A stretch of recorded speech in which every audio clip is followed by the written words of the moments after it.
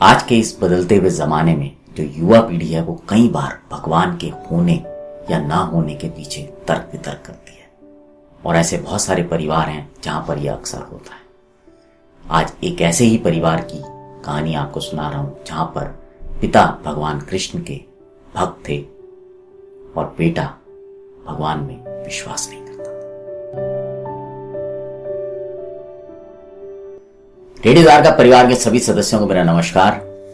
राजस्थान के एक गांव में एक व्यक्ति रहा करता था जिनका नाम था रमेश। रमेश जी भगवान कृष्ण के बहुत भक्त थे। उनकी एक दवाइयों की दुकान थी और उनका ये रोज का नियम था कि जब भी वो सुबह दुकान पर आते तो पहले भगवान कृष्ण की फोटो को अच्छी तरह से साफ करते, उनकी धूप बत्ती करते और फिर दुकान शुरू करते। ये नियम पिछले कई सालों से चलता आ रहा था और उनका बेटा जो कि अब बड़ा हो गया था, पढ़ लिख गया था और उनके साथ दुकान पर बैठा करता था, ये रोज देखता था। कई बार वो अपने पिता को विज्ञान के तर्क दे देकर समझाता था कि भगवान कुछ नहीं है, ये सिर्फ और सिर्फ मन का वहम है, ऐसी कोई चीज नहीं है। ये बात सुनकर रमेश जी हमेशा मुस्कुराते रहते थे और किसी प्रकार के तर्क वितर्क में नहीं पड़ते थे और सोचते थे कि जब समय आएगा तो ये समझ जाएगा। ऐसे ही समय बीतता रहा और रमेश जी की उम्र बढ़ती गई। एक बार रमेश जी को ऐसा लगा कि अब उनका निकट समय नजदीक आ रहा है, तो उन्होंने अपने बेटे को बोला कि बेटा, मैं तुमसे एक निवेदन करना चाहता हूं, तुम मानोगे क्या?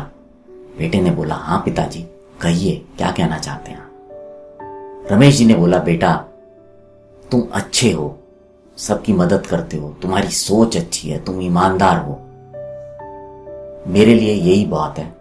लेकिन मैं तुमसे एक बात कहना चाहता हूं कि जब मैं ना रहूं तो ये जो भगवान कृष्ण की ये फोटो है, इसको रोज सुबह उसी तरह से साफ करना जिस तरह से मैं साफ करता हूं। और अगर कभी किसी दुविधा में फंस जाओ, किसी परेशानी में फंस जाओ, तो भगवान कृष्ण के पास हाथ जोड़कर विनती करना, वो तुम्हें जरूर रास्ता दिखाएंगे। बेटे ने अपने पिताजी को वचन दिया कि वो बिल्कुल उनके जाने के बाद ऐसा ही किया करेगा। कुछ समय बाद रमेश जी का देहांत हो गया।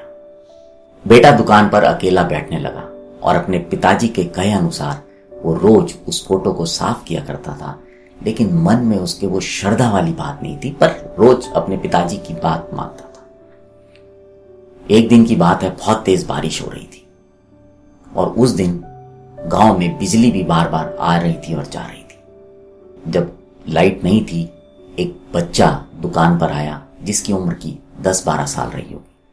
उसने आकर बोला, भैया ये पर्चा देख लीजिए, इसमें डॉक्टर साहब ने मेरी माँ के लिए दवाई लिखी है और ये उनके जीवन को बचाने के लिए बहुत जरूरी है, क्या आपके पास ये दवाई है? राकेश ने पर्चे को बड़ी मुश्किल से मोमबत्ती की रोशनी में देखा और बोला, हाँ ये दवाई मेरे पास है, मैं तुम्हें देता हूं। उसने दवाई निकालकर शेल्फ पर रख दी और वो बच्चा उस दवाई को लेकर निकल पड़ा और पैसे दे गया।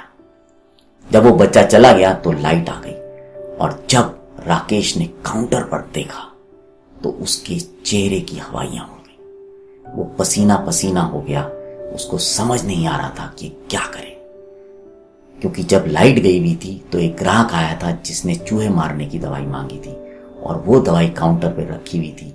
और जब वो बच्चा आया अपनी माँ के लिए दवाई लेने, तो जब राकेश ने वो दवाई काउंटर पर रखी तो अंधेरे की वजह से वो बच्चा गलती से चूहे मारने की दवाई ले गया। राकेश ने सोचा एक कितना बड़ा अनर्थ हो गया।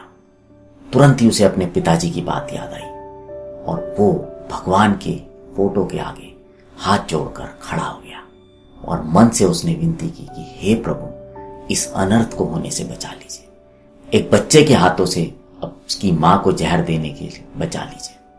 जब वो प्रार्थना कर ही रहा था तभी अचानक पीछे से एक आवाज आई, भैया मैं जा रहा था बारिश में, कीचड़ में फिसल गया और वो दवाई की शीशी टूट गई, क्या आपके पास कोई दूसरी दवाई की शीशी है? ये बात सुनकर राकेश की आंखों में आंसू आ गए। उसने भगवान को दिल से धन्यवाद दिया और वो समझ गया कि जो उसके पिताजी कहा करते थे वो सही कहते थे। जब हम किसी परीक्षा की तैयारी कर रहे होते हैं तो वहां पर जो सवाल होते हैं उसके जवाब हमें किताबों में मिल जाते हैं। इसी तरह जो आध्यात्मिक सवाल होते हैं उनके जवाब हमें शास्त्रों में मिलते हैं। इसलिए शिक्षा के साथ शास्त्र भी जरूरी है।